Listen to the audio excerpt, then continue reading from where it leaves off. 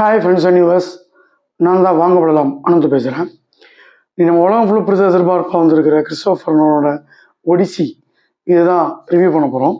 Christopher நோலனுக்கு உலகம் ஃபுல்லாக பெரிய ஃபேன் ஃபாலோயிங் இருக்குது. இந்தியாவிலுமே மிக அதிகமாகவே இருக்குது. டார்க் நைட்டில், இன்செப்ஷன் சொல்லி ஒரு படங்கள் எல்லாத்துக்குமே ஒரு பார்க்கணும் ஆர்வத்தோட நல்ல தேட்டரில் நல்ல எக்ஸ்பீரியன்ஸோட பார்க்கணும்னு நினைக்கிறவங்க நிறைய பேர்.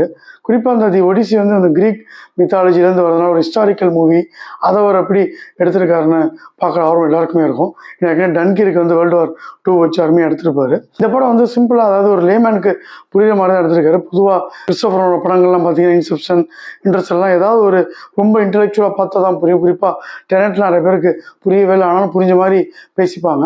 இதில் ஸ்ட்ரெயிட் டு தி கோர் கதைக்கு வந்துடுறாரு.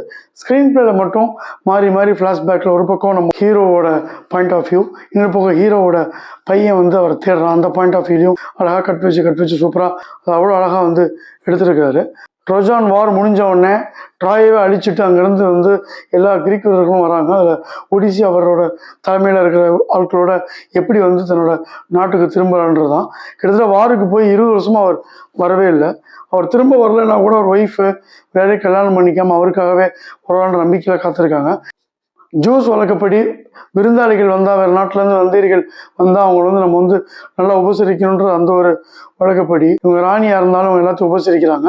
அப்போ வந்த கூட்டத்தில் ஒருத்தர் அவங்களை எப்படியாவது கல்யாணம் பண்ணிக்கணும் முயற்சி பண்ணுறான். அவங்க யாருமே கல்யாணம் பண்ணிக்காமல் புருஷனுக்கு வெயிட் பண்ணுறாங்க. இந்த படத்தில் கதை அப்படின்றத விட அந்த மேக்கிங்கு, அந்த அனுபவத்தை புரிஞ்சுக்கணும் அப்படின்னா ஒரு நல்ல தேட்டரில் போய் பார்த்து எக்ஸ்பீரியன்ஸ் பண்ணுங்கள். பாடல் நடக்கிற ஒவ்வொரு சீனும், அங்கே இருக்க பெண்கள் அளிக்கும் பொழுது நம்ம ஹீரோ ரியலைஸ் பண்ணுற பாயிண்ட்லாம் அருமையாக இருக்குது. அவங்க கடவுளுக்கு எதிராக ஏதோ பண்ணனால அந்த கடவுளோட சாபம் இருக்குன்றது அந்த மித்தாலஜிலையும் நம்புகிறாங்க.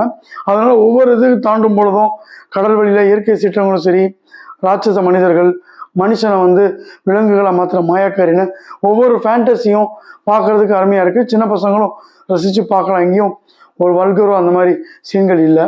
படத்தோட கதை சிம்பிளாக எடுத்து போனால், கபாலியில் நம்ம சூப்பர் ஸ்டார் பீரியடியாக இருப்பார். அப்புறம் ஜெயிலுக்கு போயிடுவார். ஜெயிலுக்கு போய்ட்டு 16 வருஷம் கழித்து ஒய்ஃபை பார்க்க வருவாப்பில் அந்த ஆதி ஆப்தேவை.